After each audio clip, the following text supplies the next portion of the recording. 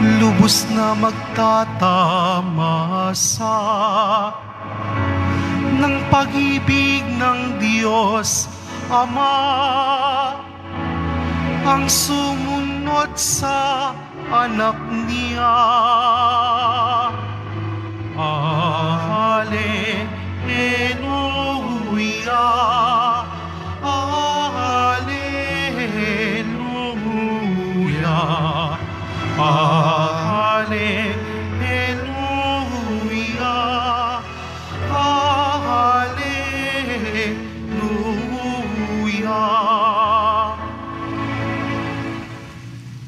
Sumainyo ang Panginoon.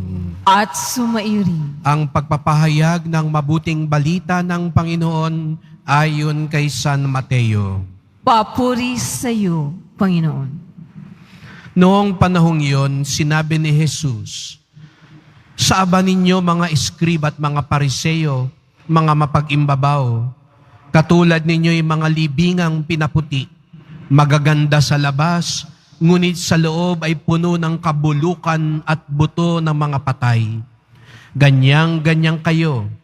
Sa paningin ng tao, mabuti kayo, ngunit ang totoo, punong-puno kayo ng pagpapaimbabaw at kasamaan. Sa aba ninyo mga eskriba at mga pariseyo, mga mapag-imbabaw, ipinagtatayo ninyo ng mga libingan ng mga propeta at ginagaya ka ng mga puntod ng mga taong namuhay ng matuwid. At sinasabi ko sa inyo, kung kami sana'y nabuhay sa kapanahunan ng aming mga ninuno, hindi namin ipapapatay ang mga propeta. Sinasabi niyo yan, inaamin ninyong kayo'y mga anak ng mga nagpapatay sa mga propeta. Sige, tapusin ninyo ang pinasimulan ng inyong mga ninuno.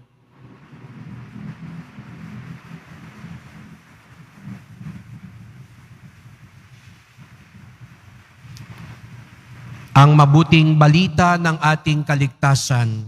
Pinupuri ka namin, Panginoong Heso Kristo. Magsiupo po ang lahat. Magandang umaga po sa inyong lahat at maligayang pagdating sa tahanan ng ating mahal na pong Jesus Nazareno. Binabati din natin ang mga kasama natin online, lalo na po mga may sakit at ang mga nag-aalaga sa may sakit at mga kababayan, mga kadeboto natin mula sa iba't ibang panig ng bansa at daigdig na nais sumama sa pagdiriwang ng banal na misa dito sa ating simbahan sa Quiapo. Ako po'y natutuwa na sa wakas ay natanghala natin muli ang luklukan ng ating mahal na pong Jesus Nazareno matapos ng ilang linggong may tabing. Sa wakas, siya'y naibalik natin muli sa kanyang trono at nakita natin ang kagandahan at kalinisan ng kanyang luklukan na karapat-dapat lang sa ating minamahal na pong Jesus Nazareno. Kaya't bigyan natin ng papuri at parangal ang ating mahal na pong Jesus Nazareno.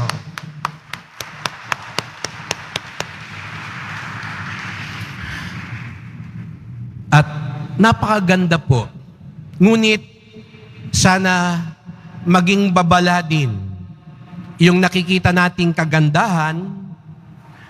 Tiyempon-tiyempo naman sa Ebanghelyo ngayon, medyo mainit pa rin ang ulo ni Jesus Nazareno sa mga eskriba at pariseyo, at sinabi niya at binalaan niya, huwag kayong tutulad sa mga eskriba at pariseyo dahil para daw silang mga libingang pinaputi, magaganda sa labas, ngunit sa loob ay puno ng kabulukan at buto ng mga patay. Sana po, lalo na kapag tayo nasa simbahan, nakikita natin ang kagandahan ng altar, ang gayak, ang marangal na mga palamuti. Huwag sana ito magturo lang sa atin na gandahan ang panlabas. Kaya nga kagabi o kaninang madaling araw, sabi ko sa ating mga katuwang dito sa simbahan, linisin pati likod.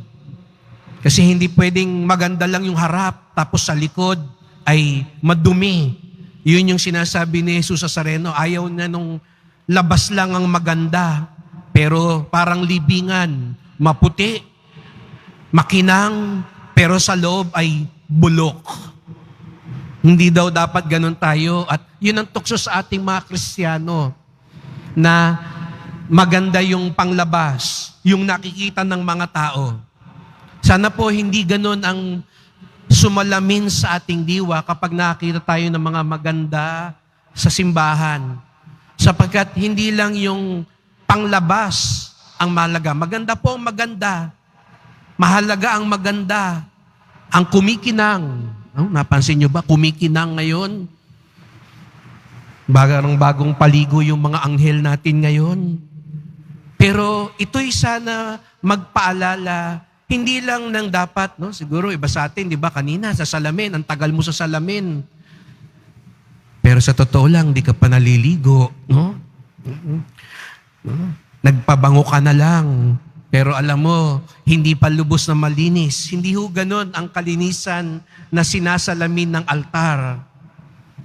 Bagkus, ipinapakita sa atin, lalo na ang pinananahanan ni Jesus sa Nazareno, dapat gumaganda, kumikinang ang labas at lalo na ang loob.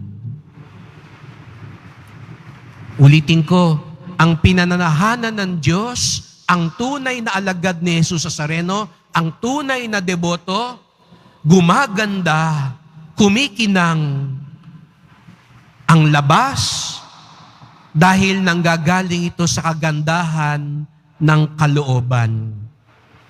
Huwag tayong maging kontento katulad ng mga Pariseo na papogi lang, panglabas lang, mapag-imbabaw.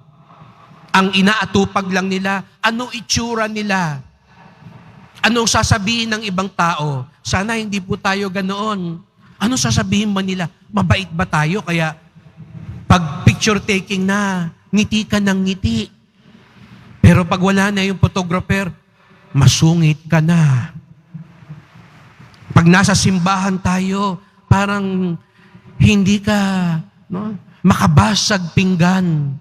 Pero pag nasa bahay ka na o nasa opisina ka na, napakarahas mo. Pag nasa simbahan tayo, Amen, praise the Lord, Viva, Poong Jesus sa Nazareno. Pero pagdating sa labas, ang lutong ng mura. Hindi po yung ganong kagandahan ng ninanais natin. Hindi natin pinaganda ang altar para sabihin lang, dapat maganda ang panglabas, kundi kaya siya maganda kasi nandyan si Jesus sa Nazareno. Kaya kapag nasa ating buhay, tunay na nagahari, nananahan si Jesus sa Nazareno, gumaganda tayo. Sana yun ang maging paalala ng ating pinalinis, pinaganda at pinakinang na altar. Na kapag nandyan si Jesus sa Nazareno sa iyo, sa kalooban mo, ang tunay na kagandahan ang lalabas. Yun din po yung sinabi sa akin nung naglilinis. Sabi nga po nung naglinis, yung magulang pa niya, ang naglinis din daw nung marmol at altar ng Quiapo. Kaya tuwa po siya dahil yung pamilya pa rin nila. Siya ngayon yung nagmana nung paglilinis. At sabi niya sa akin, Father, maganda po yung gagawin natin. Lalabas yung tunay na kulay.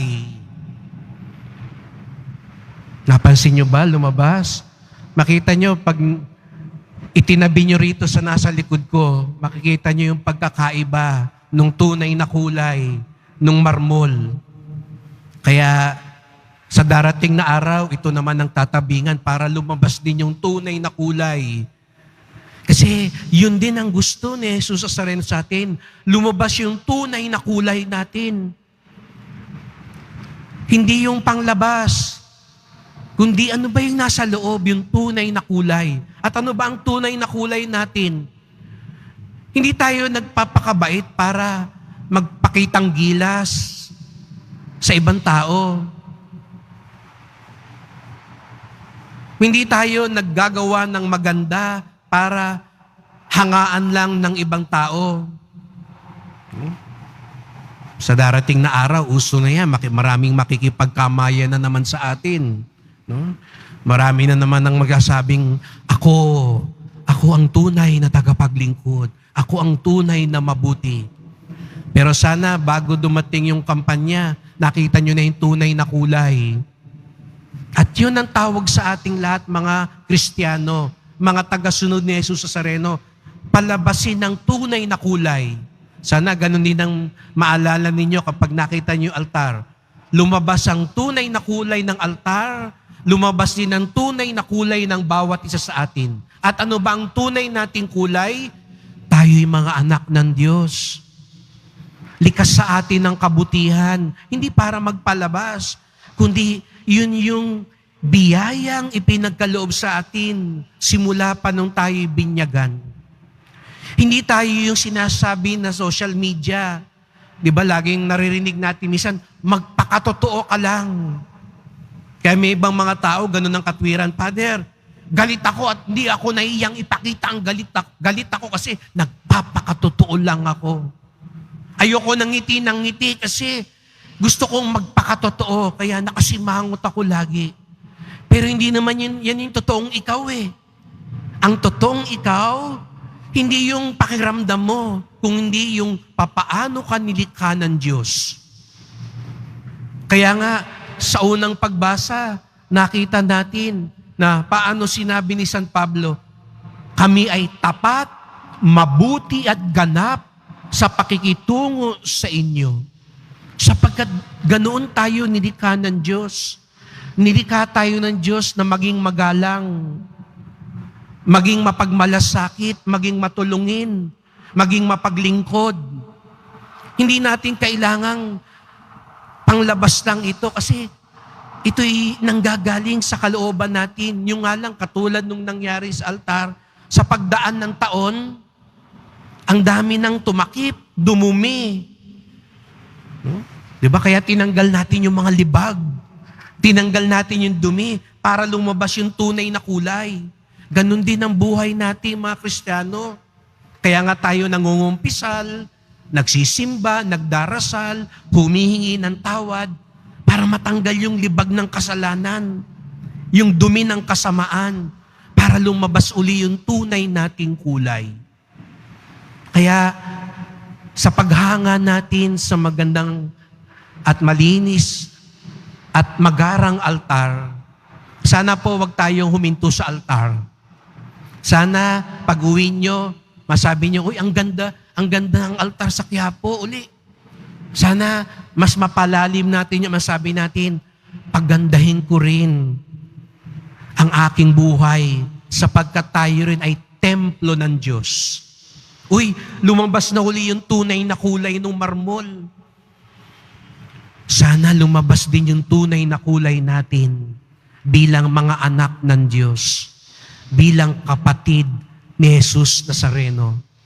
Sapagkat kapag nangyari yun, tunay na kagandahan, tunay na pagpapala, tunay na biyaya na nanggagaling sa Diyos sa pamamagitan ni Jesus Nazareno ang naipapakita natin at naisasabuhay natin bilang kanyang mga tagasunod.